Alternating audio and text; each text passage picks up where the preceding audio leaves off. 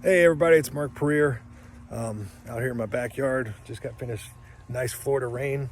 Beautiful out here. So anyway, I wanted to talk to everybody. First off, letting everybody know that I'm probably not gonna be doing live videos anymore because I was never able to get into the chats anyway, and I kept having interference and feed issues and things were blipping out and stuff like that, and I don't like that to happen. So I'm gonna record them and upload them. That makes it easier.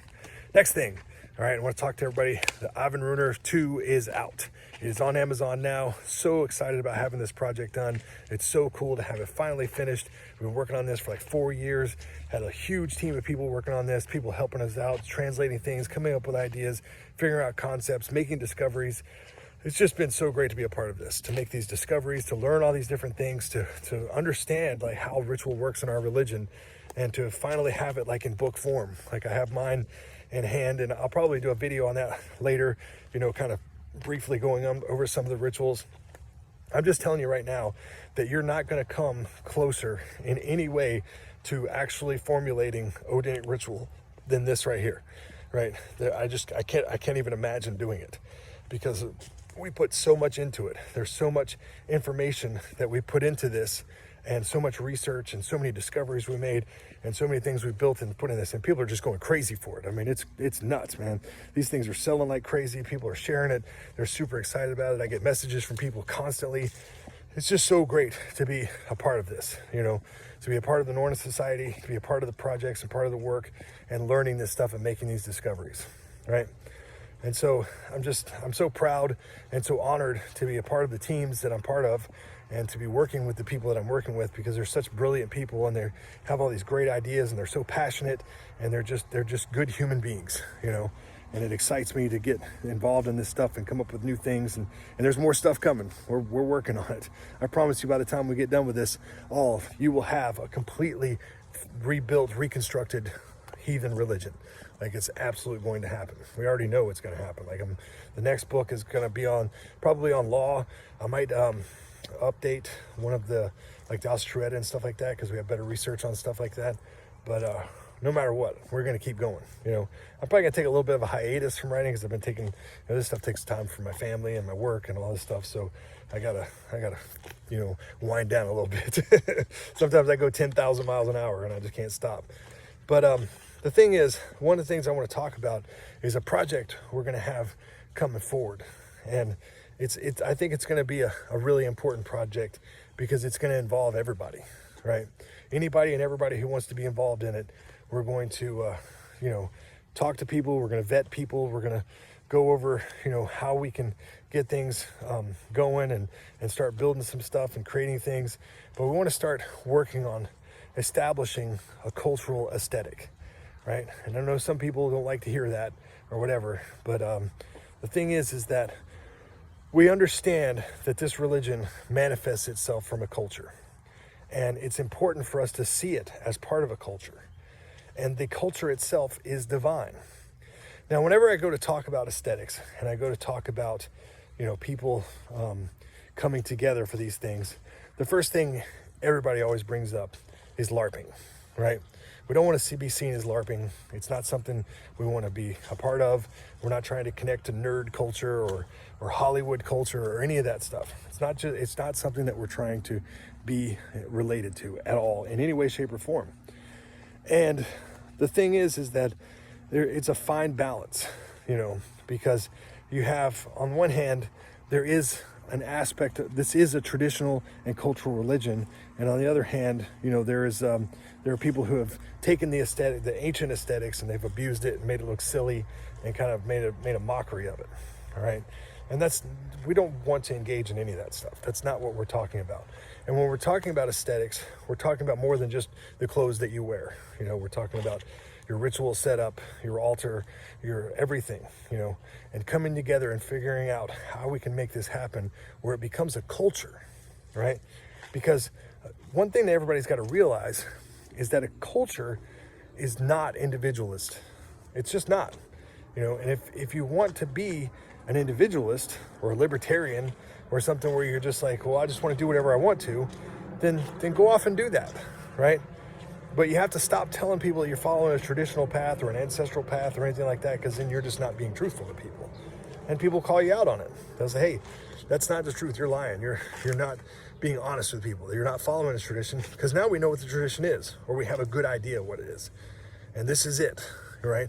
This research has been done, these things have been discovered, it's been fleshed out, we can see the source material on it, and what you've been doing just ain't it, right?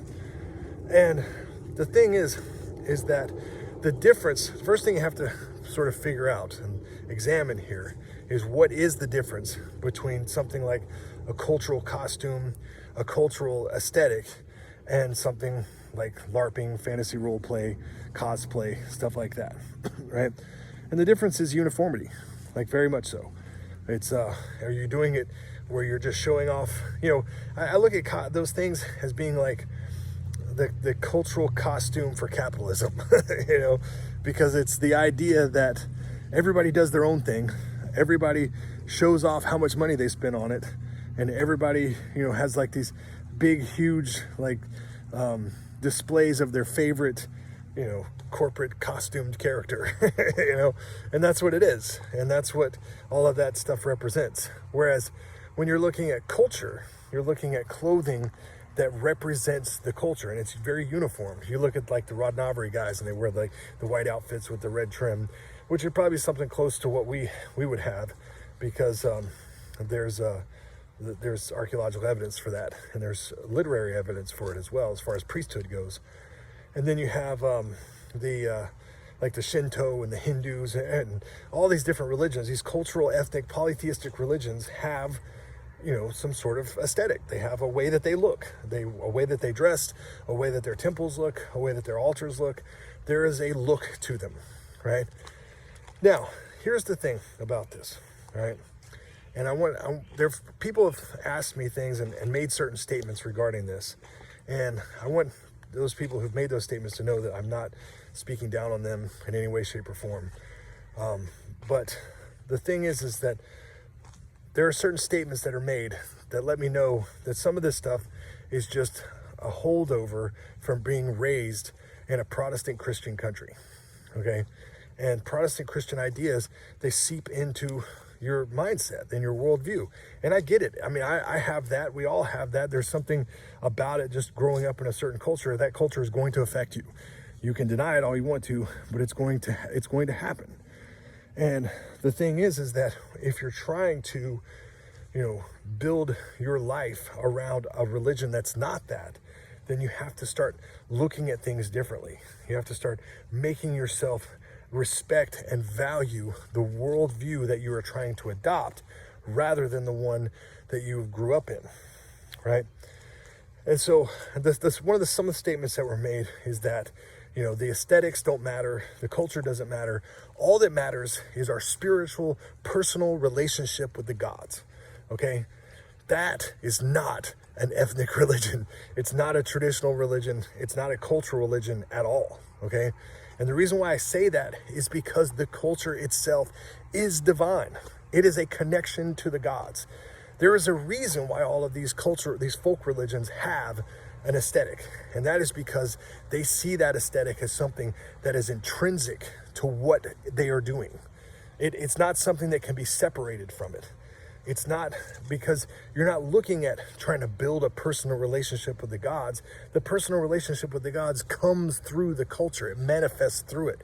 They are one and the same. They are connected to one another, and there is no denying one without the other. You can't do it. And for us, we have literary evidence to prove this, because we have the stories of Heimdall coming and bringing forth the culture, right? He brought us the culture. And so the culture is holy. It's a part of the gods. It's a part of our connection to the gods. And so we need to have things that are connected to it and manifest through it in order for us to celebrate the religion, because then we are celebrating what Heimdall brought us and what the gifts the gods give us. The gifts to be able to craft and make beautiful things and display to them what we are capable of doing and what we have done, you know. And so, you know, I don't think, like, I'm not saying that we want to dress like Vikings or any stuff like that. That stuff's ridiculous and silly.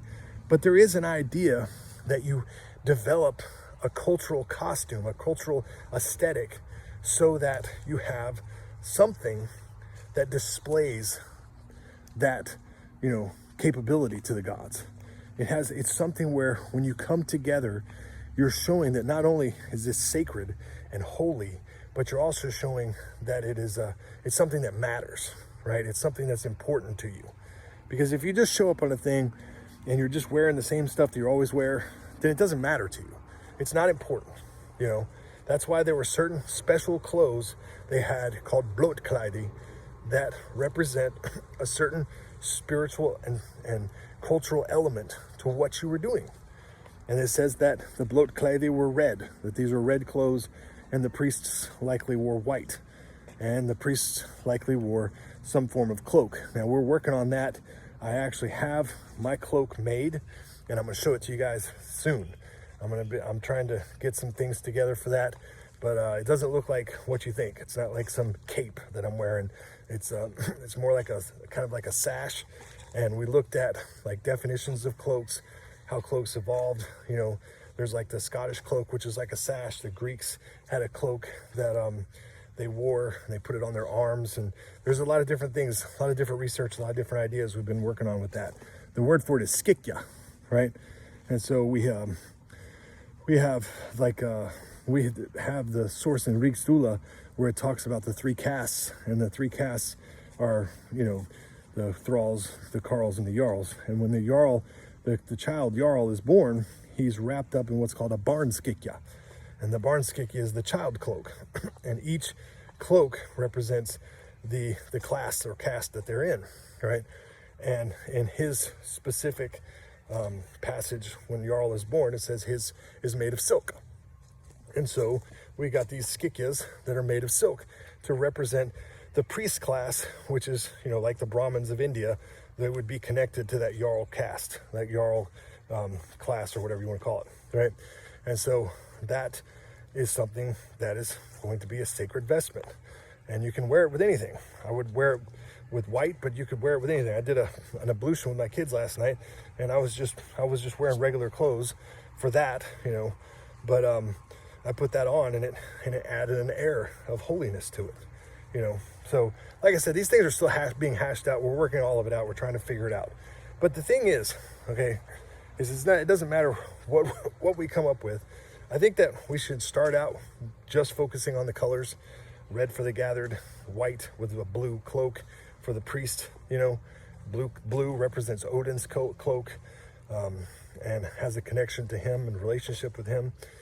And if we have this, just starting with colors, like it doesn't have to be something where we're trying to go all out, where we're just starting with this and then let it evolve, let it grow on its own.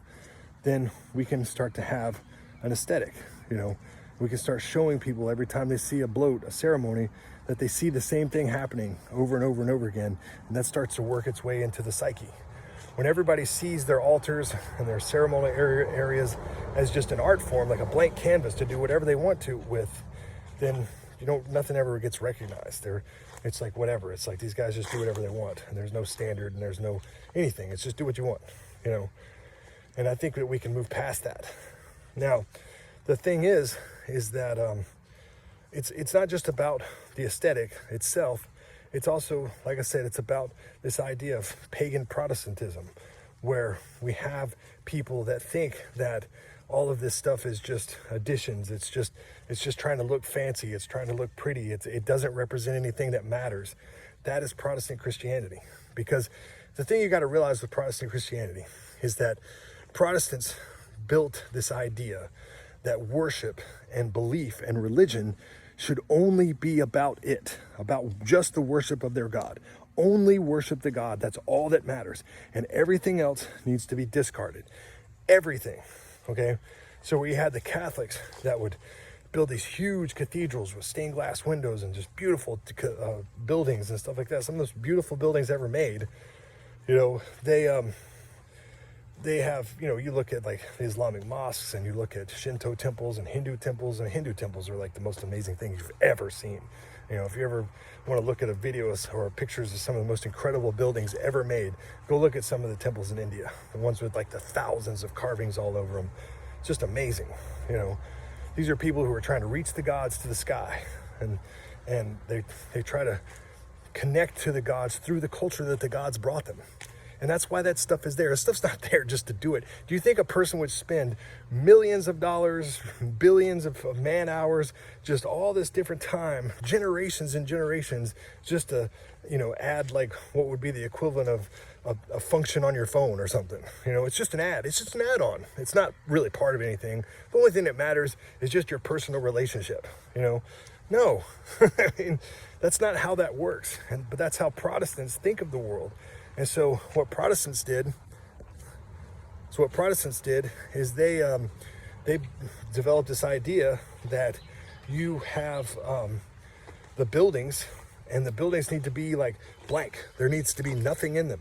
There needs to only be focus on the Bible and the worship of their God, and that's it, right? And there needs to be nothing else there. And they stripped all of it, all of the artistry, all of the beauty, all of the culture. Everything needs to be taken out. Take it all out, and you just have a box. And that actually inspired the modernist movement of architecture, where everything's just a box. It's just blank, plain, and simple. And there's no artistry to it, and there's nothing, carvings and trying to make things beautiful and having like an aesthetic for your cities and your towns. No, it's just blank, just boring blank, because your life should be just devoted to worship, and you're building your personal relationship with your deity. Okay. And I'm just saying that's not what we're about. That's not what any cultural religion is about. And if we want to overcome the Protestant upbringing, if we want to overcome the Protestant culture that we've grown up in, we need to start to look at this from a cultural perspective, and start seeing it as such, and breaking away from individualism, and also breaking away from the idea that we're supposed to just, find our connection to the gods. Now that's a part of it. That is absolutely a part of it. But that comes through the culture. It comes through the collective organization of the people, the folk. And so when you have that, and you start to build a uniformity to it, and people start to see it, and they recognize it. Somebody can walk into an area and be like, this is a Setian gathering. This is a heathen bloat. This is what this looks like, right? And I know that's what it's looked like because I've seen this somewhere before. I've seen somebody else doing the same exact thing. I've seen this guy over here doing the same thing. Now, I'm not saying every single detail has to be absolutely, identical in every way, shape, or form. There will be little variances and stuff like that. People are going to build things differently. You'll have different types of artists and stuff like that. But if you have a general foundation and there's similarity in everything that everybody's doing, then we're starting to build a culture. And we're breaking away from the libertarianism and the occultism and the Satanism and the counterculture garbage that has grown, for so long and festered like a wound upon our ancient religion, And so that's what we're trying to achieve. And we're trying to get people involved with that. And, we're going we can show people, get the Æfinrúnar books, or, ask questions, come to us, talk to us about this stuff. We're on Telegram, we're on Facebook, and ask us, what should I do here? How can I do this? How can I build this? And then once we do that, if we start making videos of everybody doing these things and everybody building a similar aesthetic, I'm telling you, you're going to see something change very quickly. I think of a lot of times I tell people about like the Rodnavery guys. The Rodnavery guys, a lot of their information is lost. They didn't have a group like the Icelanders for us that collected so much of their information. Their stuff is very scattered. But Rodnavery is a force to be reckoned with in Russia. And the reason why is because they all agreed upon a uniformed aesthetic, and it all looks the same. And every time they go to a gathering, you can tell you're at a Rodnavri gathering, and you know exactly what's going to happen, and you can see it, and you know the tradition, and the tradition grows and develops with the people, and they know everything. They recognize it. Recognition is key. It's key to having a culture. You know, when you look at a Brahmin, you know it's a Brahmin. You know it's a Brahmin right now. A Brahmin could walk down the street and you'd be like, hey man, that's like an Indian priest. That's a Hindu priest right there. You would be able to know it. Same thing if it was a Shinto priest. Same thing if it was a Catholic priest or a Muslim priest. Any kind of priest. Because they have an aesthetic. They have a way that they look. And you can't avoid that. You know, going around, walking around in a business suit, guess who does that? Protestant Christians. You know, that's what that is. And so we have to decide what it is that we want to do and what we want to be a part of. Do we want to continue to foment Protestant ideas and Protestant culture? Or do we want to rebuild our ancestral culture, which is what we've been saying we want to do? You know, that's what everybody said they want to do. And then now we're starting to do it. And people are either going to jump on board and say, yes, I want my ancestral culture, or they're going to rebel against it and say, no, I want to be a New Ager. I like being a New Ager. I've always been a New Ager. I'm going to stay being a New Ager. And it's fine. But, you know, all we ask people to do is just be honest. That's what you are, you know. Don't sit there and lie to people. Get them to join your group and give you money, and you're not, and tell them, you know, you're there for the ancestral religion when you're not. All right? So anyway, I'm going to let everybody go. Just to know, you know, like I said, sorry, I got a jet coming over. Æfinrúnar 2 is out. The ritual fundamental is complete. Time to move on to the next one. Hail the gods. Have a good night.